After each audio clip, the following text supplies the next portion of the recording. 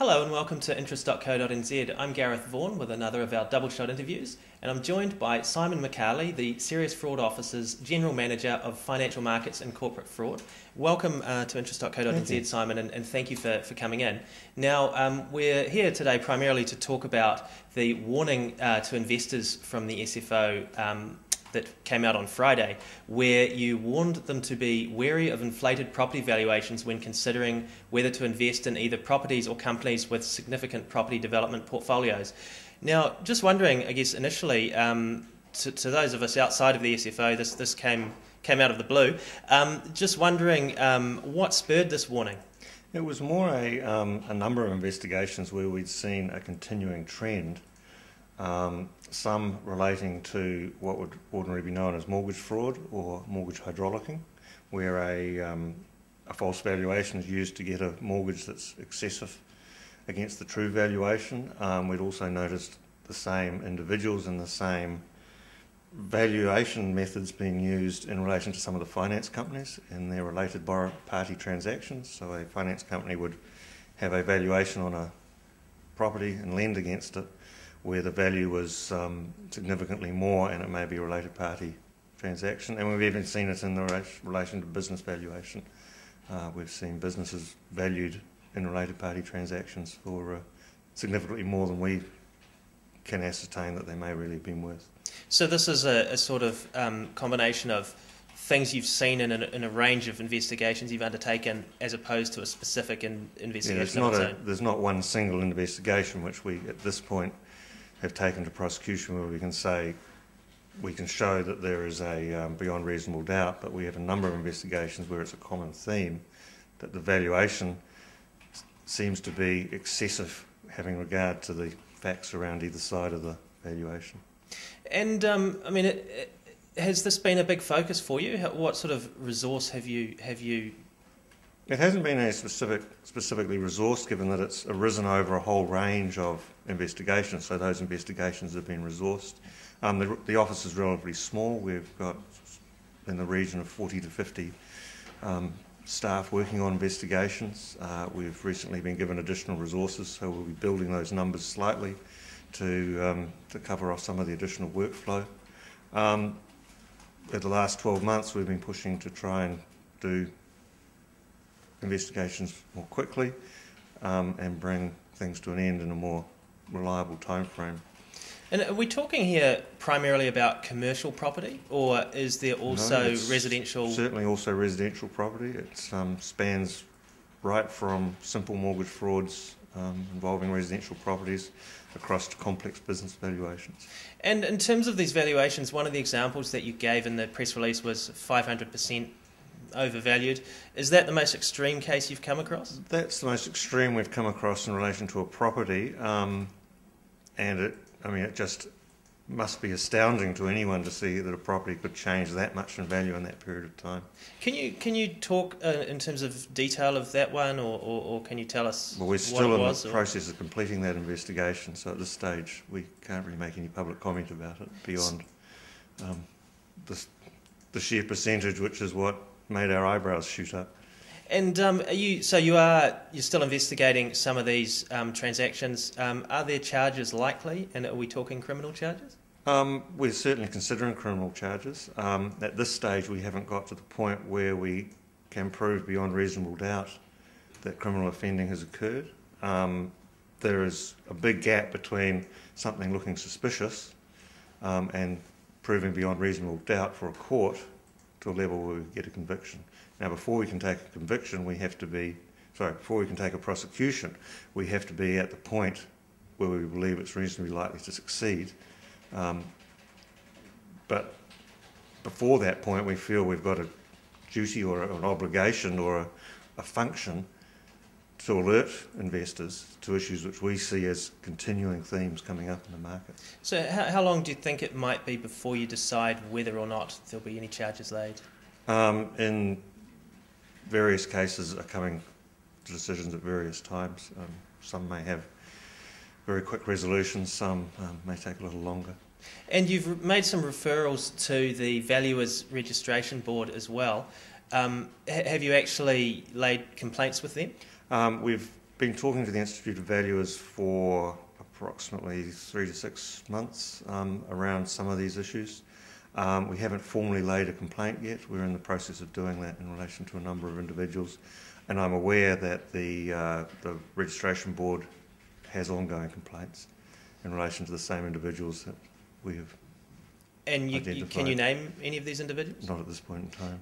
And how soon do you think that complaint will be laid? That's something you'd need to ask the registration board. Okay. And what action, if any, do you expect them to take? Well, that's over to them. I assume that I have no doubt that they'll do a complete investigation and seek a resolution on their professional standards. But that's a matter for the registration board and the institute. Now, this the property valuers industry, it looks to me that it is run very much in the way that the auditing industry has been until recently, in that it's effectively self-regulatory. Do you think this model is the one that we should continue with going forward? I mean, obviously, the government's recently moved to change how auditors are regulated, with the FMA, the new Financial Markets Authority, having ultimate oversight of that. Is it time, perhaps, that we brought in some independent oversight for the property valuers as well? Well, there's certainly been a move away from self-regulation, but that's probably a matter for the valuation industry and for the minister involved. So that's really more of a policy question. We mostly would focus on law enforcement and pointing out some dangers where we see them coming up. So what, I mean, I guess, is your sort of overriding sort of warning to investors based on what you've found in relation to property valuations? Mostly that when you're considering an investment that is heavily reliant upon a valuation, consider whether the valuation can be considered independent, consider whether or not the person who commissioned the valuation had an interest in the level of the valuation, and if in doubt, go and seek independent advice commissioned by yourself.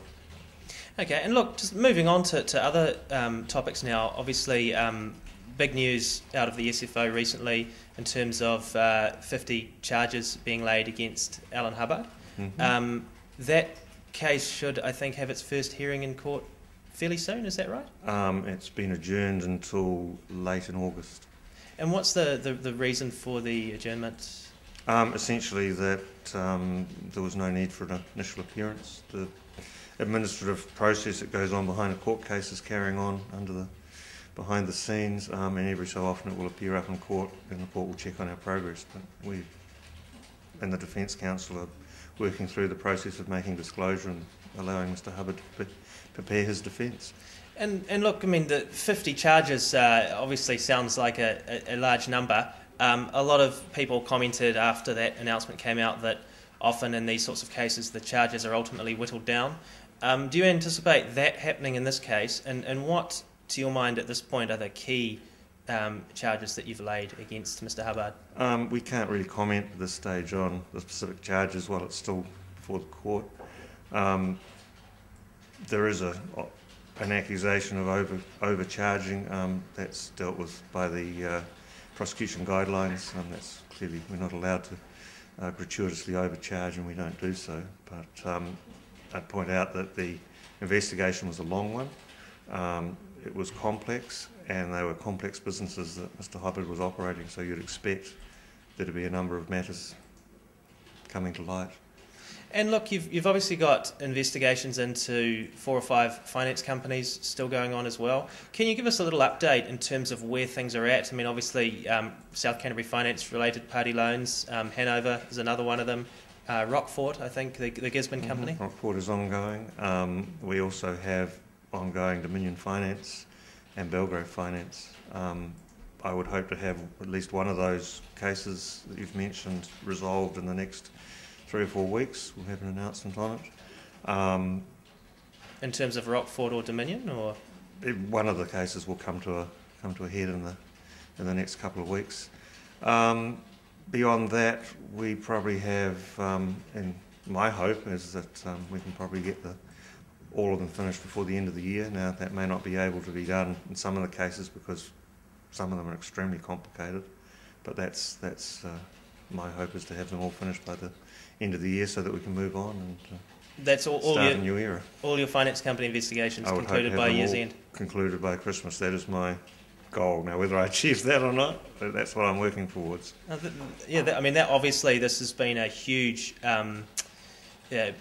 period of distraught and frustration for a lot of investors out there who've lost a lot of money in finance companies. So you think that realistically this could be this unfortunate chapter could sort of come to a conclusion? Well, the sooner we can bring it to a conclusion, the sooner we can move on and look at the real issues that matter, being the financial markets and confidence in the markets, and get this behind us. But yes, I mean, we're very keen to get to that position, but obviously we're also very keen to do a thorough and proper investigation in each case. So we'll do our best to get there, but we won't sacrifice quality for timeliness. Now, obviously, with the Hubbard investigation, that began with the Aorangi entity. Subsequent to that investigation, obviously, the South Canterbury Finance Related Party loan investigation began. There are obviously two separate investigations involving separate entities, but there's crossover in terms of Mr. Hubbard. How many similarities have you found in those two investigations, and has there been any particular crossover? The South Canterbury Finance investigation is very focused. It focuses on a small number of transactions, and none of those really relate or cross over with Mr. Hubbard's other business interests. And in terms of Hanover, that's obviously another very high-profile one. There's been a lot of publicity around Hanover. Mm-hmm. How far down the track are you on that one now? We're well advanced. It is a huge undertaking. There is a lot of transactions to look at. We have an open mind.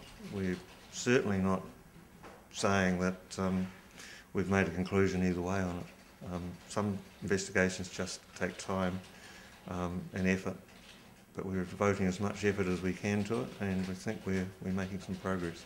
And how many transactions or different deals are you looking at in terms of the Hanover one? I mean, are we talking dozens? We're in the 30s range of separate transactions we're just sifting through. Now, we have an open mind on all of those. We haven't reached any conclusions at all. And can you tell us what sort of time frame they fit in between?